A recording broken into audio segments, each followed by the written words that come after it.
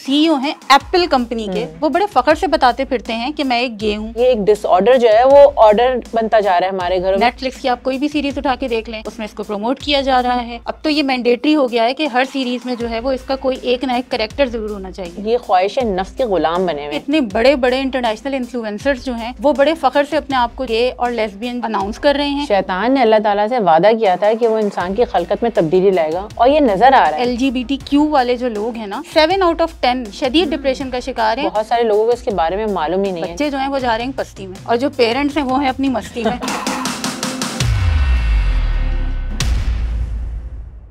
भाई फातिमा, ये जो LGBTQ है ये क्यों है यार? अनिला, ये तो इतना इम्पोर्टेंट टॉपिक है और बहुत सारे लोगों को इसके बारे में मालूम ही नहीं है। Let's discuss about it. हाँ भाई, ये जो टिम कुक साहब हैं, जो सीईओ हैं एप्पल कंपनी के, वो बड़े फख्र से बताते फिरते हैं कि मैं एक गे हूँ और जितनी भी जो जनरेशन है वो उनको फॉलो कर रही है और वो उनसे इंस्पायर हो रही है। अब आज से अगर हम 70 साल पहले की बात करें, 1950 की, तो एलन ट्यूरिंग जो कंप्यूटर का, जो मॉडर्न डे कंप्यूटर का बानी था, वो उस ज़माने में यूके जो कि कितना मॉडर्न मुल्क है वहाँ पे होता था और उस ज़माने में पता चला कि वो गे है। वहाँ पे उस टाइम पे इसको जुर्म समझा जाता था। जैसे ही उनकी गवर्नमेंट को पता चला तो उसकी केमिकल कैस्ट्रेशन के जो है वो ऑर्डर्स जारी हो गए। वो इतना डिप्रेस हुआ कि उसने सुसाइड कर ली।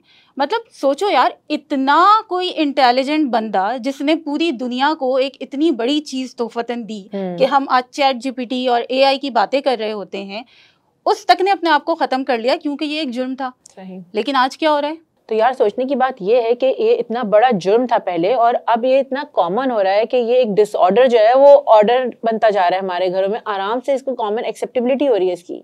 तो भाई इसकी एक्सेप्टेबिलिटी इसी वजह से हो रही है ना कि इतने बड़े बड़े इंटरनेशनल इन्फ्लुएंसर्स जो हैं वो बड़े फ़ख्र से अपने आप को जो है वो गे और लेस्बियन जो है वो अनाउंस कर रहे हैं और लोग उनके पीछे जो है वो अंधाधुंध भाग रहे हैं। लेकिन हम इस एक्सेप्टेबिलिटी से पहले हमें ये बात करनी ज़रूरी है फातिमा कि ये LGBTQ आखिर है क्या भला? भाई देखो, जैसे तुम कह रही हो इन्फ्लुएंसर्स, मुझे याद आ रहा है कि एलन करके एक शो आता था, वो खुद अपने आप को प्राउडली कहती है कि वो एक लेस्बियन है। तो ये जो LGBTQ का जो L है बेसिकली लेस्बियन, फिर उसके बाद गेज जिसमें मर्द एक साथ रहने को तैयार होते हैं, उसके बाद बाइसेक्सुअल्स आ जाते हैं जिसमें वो कहते हैं कि हम मर्दों के साथ भी रहना पसंद करेंगे और कभी कभी औरतों के साथ भी रहना पसंद करेंगे। फिर आ जाते हैं ट्रांसजेंडर्स, जो वैसे तो मर्द होते हैं लेकिन अपने आप को बायोलॉजिकली चेंज करवा के अपना सेक्स जो है वो कहते हैं कि हम औरतें बनना चाहते हैं।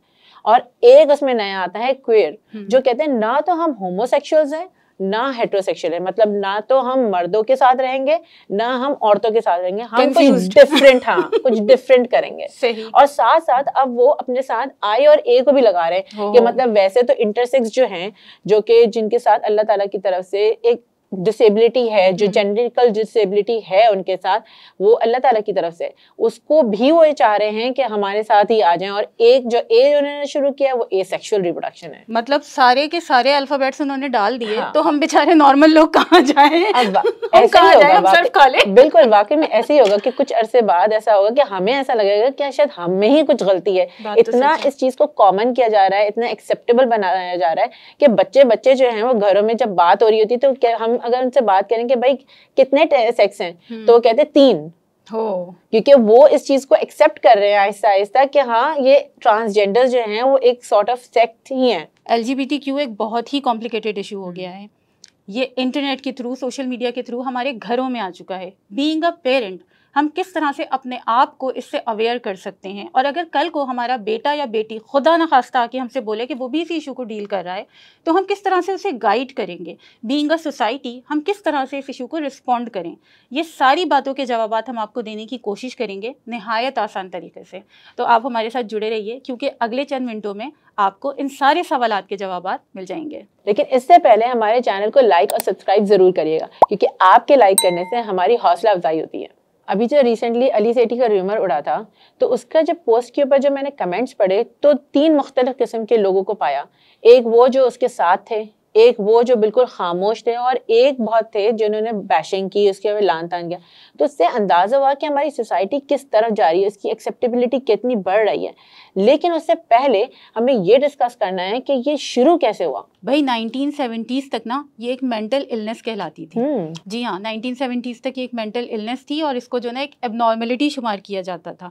लेकिन भैया डॉक्टर जॉन फ्रायर साहब थे एक साइकेट्रिस्ट, उन्होंने अमेरिकन साइकेट्रिक एसोसिएशन की मीटिंग में जो है वो अनाउंस कर दिया कि भाई मैं एक गे हूँ, और उन्होंने जो है वो ये चीज़ अनाउंस की कि इस चीज़ को जो है आप लोग एक्सेप्टेबल बनाएं और इस चीज़ के जो है वो आप इसके राइट्स दें लोगों को, और इसको एक पूरे एक अम्ब्रेला बना दी उन्होंने ना, जैसे जिसको हम आजकल प्राइड और वो सब चीज़ें कहते हैं। तो उन्होंने ये चीज़ अनाउंस की और उसके बाद से ये चीज़ जो है वो एक्सेप्ट होना शुरू हो गई दुनिया भर में, और वहाँ से होते होते होते होते आखिरकार ये हमारी दहलीज तक पहुँच गया भाई साहब। हालांकि इन सारी कम्युनिटीज में एज कॉल इनके कि ये कम्युनिटी हैं, तो इनके अंदर कोई चीज कॉमन तो है नहीं, इनके अंदर अपनी लड़ाइयां चल रही होती हैं, लेकिन बस ये चाह रहे हैं कि किसी ना किसी तरीके से हम एक रेनबो के अंडर में आ जाएं। इनमें कॉमन यही है ना कि ये चाह रहे हैं कि पूरे मुआशरे को जो है वो इन्फ्लुएंस करें और सारे के सारे इनके झंडे तले आना शुरू हो जाएं। इस चीज को कॉमन करना चाह रहे हैं, पूरा एक एजेंडा है भाई जिसके ऊपर काम चल रहा है। बेसिकली हो ये रहा है कि ये ख्वाहिश नफ्स के गुलाम बने हुए हैं। अब ख्वाहिश नफ्स की तो नेवर एंडिंग लिस्ट है ना, उसके अंदर तो अगर हम इस तरह से लेके चलेंगे इसको, तो फिर नेक्रोफीलिया भी कॉमन हो जाएगी कि मुर्दे के साथ भी कोई भी अब्यूज कर लो, पीडोफीलिया भी कॉमन हो जाएगा, आम हो जाएगा। ये तो एक मतलब हमारे लॉ में आ जाएगा ना कि पीडोफीलिया भी करे कोई मसला नहीं है, इंसेस्ट भी, रेप भी, मर्डर भी, सुसाइड भी, कुछ भी करवा लो वो सब, क्योंकि हम ख्वाहिश नफ्स के जरिए कर रहे हैं, तो ये तो सब कुछ जायज हो जाएगा। तो अगर हम देखें तो ये बहुत खतरनाक सिचुएशन है। शैतान ने अल्लाह ताला से वादा किया था कि वो इंसान की खलकत में तब्दीली लाएगा, और ये नजर आ रहा है। मियाँ बीवी तो एक बेसिक यूनिट ऑफ लाइफ थे, उन्हें तो आगे रिप्रोड्यूस करना था, लेकिन अगर हर लड़का और हर लड़की गेज और लेस्बियंस बन जाएंगे तो आगे सोसाइटी का क्या होगा? तबाही हो जाएगी ना। भाई बात वही है ना कि अल्लाह ताला की हर कमांड में और हर रेस्ट्रिक्शन में कोई ना कोई हिकमत शामिल है। बिल्कुल। अब भाई अल्लाह ताला ने जो है वो तलाक का बोला, लोगों ने उसको रिजेक्ट किया, उसका नतीजा क्या निकला? मर्डर्स बढ़ गए। अल्लाह ताला ने प्लूरल मैरिजेस का बोला, लोगों ने उसको डिनाई किया, नतीजा क्या निकला? मिस्ट्रेसेस शुरू हो गई। ठीक है, अल्लाह ताला ने कहा कि अल्कोहल शराब जो है वो हराम है, उसको लोगों ने मना किया, तो क्या हुआ? हर तरफ बेहयाई, बेशर्मी और बुरे अमाल फैलना शुरू हो गए। तो अगर इस तरफ जाएं कि इस चीज़ को अल्लाह ताला ने इतनी सख्ती से कुरान में कितनी दफ़ा मना किया है, उसके बावजूद जो है वो एक पूरी एक आलम जो है वो इसके पीछे भागना शुरू हो गया है, तो आप सोचिए ये तो इंसान की सीधी सीधी नस्ल कशी की तरफ जा रहे हैं ना। नस्ल ही आगे नहीं बढ़ेगी, इंसान ख़त्म, शैतान का प्लान हो गया भैया एकदम हिट। बिल्कुल, बात खत्म। अब देखो ना, अगर यूनिवर्सल लॉज को भी देखें तो अल्लाह ताला ने ग्रेविटेशनल फोर्स के साथ अपथ्रस्ट को बनाया है। इसी तरह से सेंट्रीपिटल फोर्स है तो उसके साथ उसकी ऑपोजिट सेंट्रीफ्यूगल फोर्स है। सूरज का ऑपोजिट चांद है, दिन का ऑपोजिट रात है। लेकिन अल्लाह ताला ने कहीं ये नहीं किया कि दो सूरज बना दिए या दो चांद बना दिए। अगर ऐसा होता तो बिल्कुल वाकई में तबाही आ जाती। तो हर चीज अल्लाह ताला ने ऑपोजिट बनाई है और वो एक दूसरे को कॉम्प्लीमेंट करती है, और यही चीज हमें इंसानों में भी नजर आती है। इसी तरह से अगर तुम प्लांट्स को देखो तो उसके अंदर जो रिप्रोडक्शन होती है वो फीमेल और मेल जो है वो मिलते हैं और उसके बाद आगे रिप्रोड्यूस करते हैं। इंसानों में भी यही है, जानवरों में भी यही है। कहाँ देखा है तुमने कि दो एक साथ जेंडर्स जो हैं वो मिल रहे हो और आगे रिप्रोड्यूस कर रहे हो? ये तो हो ही नहीं सकता ना। बिल्कुल भाई, साइंटिफिक रिसर्च से ये बात साबित हुई भी है कि जो ये सारे LGBTQ वाले जो लोग हैं ना, 7 out of 10 डिप्रेशन का शिकार हैं, शदीद डिप्रेशन का शिकार हैं, और उसके बाद वो बाकायदा जो है वो खुदकुशियाँ कर रहे हैं। तो कोई तो वजह होगी ना भाई, जब आप नेचर के अगेंस्ट जाएंगे तो फिर उसका नतीजा तो यही निकलना है, और क्या होना है। वैसे तो ये सारी कहानी वेस्ट से शुरू हुई थी, लेकिन मुझे ये समझ में नहीं आ रहा है कि इस्लामी जमहूरिया पाकिस्तान जहाँ 98% मुसलमान हैं, वहाँ से ये कहाँ शुरू हो गया? भाई इसका सिर्फ एक ही और सिंपल जवाब है, इंटरनेट ने जो है ये सारा का सारा फसाद फैलाया हुआ है। और हम अगर देखें हमारे बच्चे, हम खुद, हर कोई जो है वो मीडिया से जो है वो इन्फ्लुएंस्ड है। नेटफ्लिक्स की आप कोई भी सीरीज़ उठा के देख लें, उसमें इसको प्रमोट किया जा रहा है। अब तो ये मैंडेटरी हो गया है कि हर सीरीज़ में जो है वो इसका कोई एक ना एक कैरेक्टर ज़रूर होना चाहिए। और तो और हमारे बच्चे जो कार्टून्स देख रहे हैं, आप लिटिल पोनी देख लीजिए, कितना मशहूर कार्टून है, उसमें ये दिखाया जा रहा है। मेडागास्कर मूवी में जो है वो बाकायदा इनकी एक परेड दिखाई गई है। तुम ठीक कह रही हो, बिल्कुल ये ट्रेंड बहुत ज्यादा फैल रहा है। और पाकिस्तान में भी अब तुम देखो ना, जॉयलैंड बनी थी तो उसके अंदर भी ये चीज आई शामिल थी। भाई आप ये देखें ना कि हमारे बच्चे एक तो ये सारी चीजें देख रहे हैं, फिर साथ में इतने इन्फ्लुएंसर्स मौजूद हैं जो इसको सपोर्ट कर रहे हैं और अपने आप को अनाउंस कर रहे हैं एज अ LGBTQ, जैसे कि रिकी थॉम्सन है और ब्लेयर इमानी है। अब आप हमारी तरफ ही देख लीजिए, ये जो हमारे हाजिम बंगवार साहब जिनको कमिश्नर बना दिया गया और वो रंग बिरंगे कपड़े पहन के घूम रहे हैं, गा रहे हैं, नाच रहे हैं और सब लोग उनको बहुत ही ज्यादा आइडियलाइज कर रहे हैं। हाँ। तो मतलब आज का बच्चा, ये जो हमारी नस्ल है, वो तो ये देख रही है ना कि भाई ये इतनी मशहूर शख्सियात हैं और ये जो है ये LGBTQ को सपोर्ट कर रही हैं या ये इसकी ही एक पार्ट है, तो वो भी उसी की तरफ दौड़ लगाएंगे ना भाई। बच्चे देख रहे हैं कि एक हमारा आइकन, हमारा पसंदीदा शख्सियत इतनी सक्सेसफुल जगह पे है, तो why not follow his trend. लेकिन वो ये नहीं देख रहे कि उसका गे होने से उसकी सक्सेस है या उसकी मेहनत करने से या उसकी आवाज से उसकी सक्सेस है। वो तो बस ये देख रहे हैं कि वो जैसा कर रहा है, वो जैसा पहन रहा है, जैसा कर रहा है, हम उसको फॉलो करें, और यही जो है सारी खराबी आ रही है। भाई हमारे लोग जो है वो समझते हैं कि ये उनका रीजन ऑफ सक्सेस है, जबकि रीजन ऑफ सक्सेस नहीं है, ये आफ्टर इफेक्ट्स ऑफ सक्सेस हैं। भाई अगर जैसे आप देखिए कि एक बहुत अमीर आदमी है और वो शराब पीता है, शराब पीने की वजह से वो अमीर नहीं है, बल्कि वो अमीर है इस वजह से वो शराब पी रहा है। वो एक मतलब एक गलत काम में, एक बुराई में पड़ गया। इसका मतलब ये नहीं है हम सब उसको फॉलो करना शुरू कर दें कि भाई ये तो शराब पी के अमीर हो गया। शराब पीने से कौन अमीर तो इसकी मिसाल इस तरह से ले लो ना कि अभी CI हुए हैं, तो एक बच्चा जो है उसकी O लेवल्स में A स्टार्स आए हैं, अब वो A स्टार्स की खुशी में पार्टी करता है और वहां जाके वो आइस लेता है और मजे से जो है नशे में घूमता है फिरता है। लेकिन अगर बच्चे देखेंगे उसको तो ये कहेंगे अच्छा ठीक है, ये तो बड़ा सक्सेसफुल बच्चा है और इसकी तरह हम भी आइस करने लगे, तो ये तो बात गलत हो जाएगा ना। बात तो ये देखने की कि उसने किस तरह से मेहनत करके वो A स्टार्स लिए, बजाय इसके वो ये देखें कि वो आइस कर रहा है। भाई अब बात सारी की सारी ये है कि बच्चे जो हैं वो जा रहे हैं पस्ती में और जो पेरेंट्स हैं वो हैं अपनी मस्ती में। मतलब उनको होश ही नहीं है कि भाई ये LGBTQ है क्या चीज़, किस बला का नाम है, उसके बारे में कुछ जाने, कुछ सोचे, कुछ समझे। बस हम डिनाइल मोड पे चले हुए हैं कि नहीं जी हमारे यहाँ तो ऐसा कोई मसला हो नहीं सकता। भाई ये मसला हो चुका है। अब ज़रूरत ये है कि अगर ये मसला हो चुका है तो इसको एड्रेस किस तरह से करना है, इसको किस तरीके से डील करना है। और अब हम आते हैं सबसे important part of the podcast, जो है सोल्यूशंस। बिल्कुल, और इस सोल्यूशन के जो है वो 4 स्टेप्स हैं, जिनमें सबसे पहला स्टेप जो है वो है अवेयरनेस। हमें अपने आप में अवेयरनेस क्रिएट करनी होगी, हमें अपने आप को एजुकेट करना होगा, अवेयर करना होगा इस हवाले से कि ये क्या है, ये सब हमें जानना होगा। फिर हमें ये जानना होगा कि क्या हमारा बच्चा इस चीज़ से डील कर रहा है, कहीं वो भी इसका शिकार तो नहीं है, उसके फ्रेंड्स कौन से हैं, उसका सोशल सर्कल क्या है, अगर वो सोशल मीडिया यूज़ कर रहा है तो वो क्या देख रहा है, वो किस चीज़ से इन्फ्लुएंस हो रहा है। इसके लिए हमें खुद अपने आप को भी जो है ना इन सब चीज़ों में प्रो करने की ज़रूरत है। ये नहीं है कि हमारा बच्चा जो कर रहा है कोने में बैठा हुआ वो करता रहे और हम जो है वो आंखें बंद करके या कबूतर की तरह से जो है ना वो मुंह डाल के जो है वो ज़मीन में बैठ जाएंगे, भाई कुछ नहीं हो रहा। कुछ तो हो रहा है और इसके लिए हमें अपने आप को पूरी तरह से जो है ना हथियारों से लेस करने की ज़रूरत है, बीइंग अ पेरेंट। बिल्कुल सही कह रही हो। और मुझे ऐसा लगता है कि हमें अपने बच्चों के साथ जो कम्युनिकेशन है ना उसको बहुत स्ट्रॉन्ग करने की ज़रूरत है। बच्चों से बजाय इसके कि वो हमसे पहले आके बोलें, हम उनके साथ डिस्कस करना शुरू करें।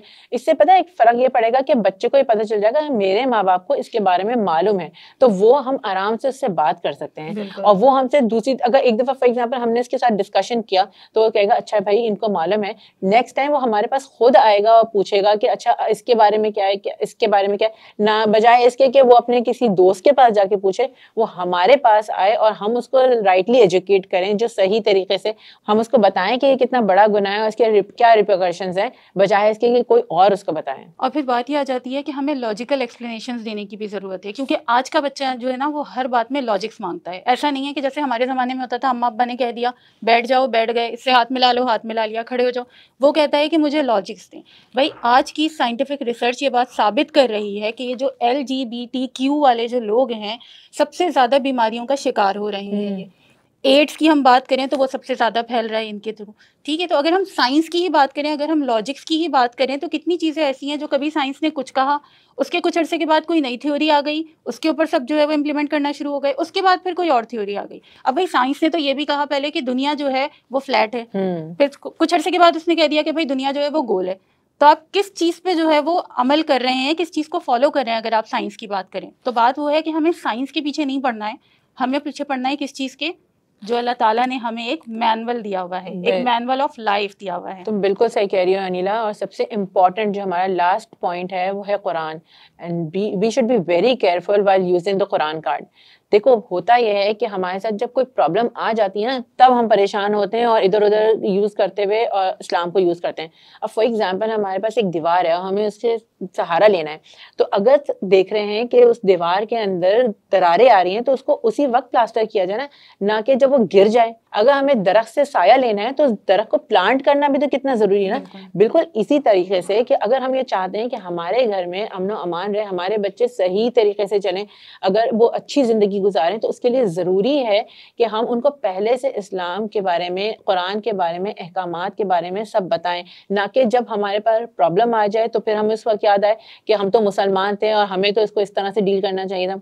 कुरान में अल्लाह ताला साफ कह चुके हैं कि 2 ही जेंडर्स हैं, मर्द और औरत, तीसरा कुछ भी नहीं है। तो ये बात हम अपने बच्चों के दिलों में, दिमागों में राइज कर दें, उनको पता चल जाए कि ये LGBTQ कुछ भी नहीं है, सिर्फ एक मर्द और औरत है। तो लिहाजा वो इसी चीज़ पे स्टिक करेंगे, उनको आगे जाके कोई प्रॉब्लम नहीं आएगी। बिल्कुल सही कह रही हो फातिमा तुम। और अल्लाह करे कि ऐसा वक्त किसी वालिदैन पे ना आए कि उनके आगे उनकी औलाद जो है वो इन सारी चीज़ों को जो है वो फेस कर रही हो या इन सारी चीज़ों में इन्वॉल्व हो। लेकिन मेरे प्यारे बहनों और भाइयों, अगर बिलफ़र्ज़ इसके बावजूद भी आप इस तरह की सिचुएशन फेस करते हैं तो हमें उम्मीद है कि हमारी ये पॉडकास्ट आपके लिए बहुत ज़्यादा हेल्पफुल साबित होगी। और अगर इन सारे पॉइंटर्स को यूटिलाइज़ करने के बाद भी आपको कोई रिज़ल्ट नहीं निकलता है तो फिर सब्र, हिम्मत और बर्दाश्त, ये 3 चीज़ें जो है वो आपने यूज़ करनी है। क्योंकि देखें, हज़रत नूह अलैहिस्सलाम का बेटा भी गुमराह हो गया था, हज़रत याकूब अलैहिस्सलाम के बेटों ने ही जो है वो उनके बेटे को जो है वो कुएं में पहुंचाया। तो ये औलाद का दुख या औलाद की गुमराही तो अंबिया तक ने फेस किया और उन्होंने सब्र किया है। तो हम आप क्या चीज़ हैं? बस बात वही है कि हम अपनी जड़ें जो हैं वो स्ट्रॉन्ग रखें, अपनी औलाद के साथ अपनी बॉन्डिंग को स्ट्रॉन्ग रखें। और हम जो है वो इस चीज़ के जवाबदेह नहीं हैं कि हमारा बच्चा अगर अडल्ट हो गया है उसके बावजूद जो है वो किसी गुमराही में पड़ गया है। अगर हमने उसकी सही तरबियत की है, हमने उसमें कोई कोताही नहीं की है, तो हम खुद अपने अमाल के लिए अल्लाह ताला को जवाबदेह हैं और वो अपने अमाल के लिए अल्लाह ताला को जवाबदेह होगा।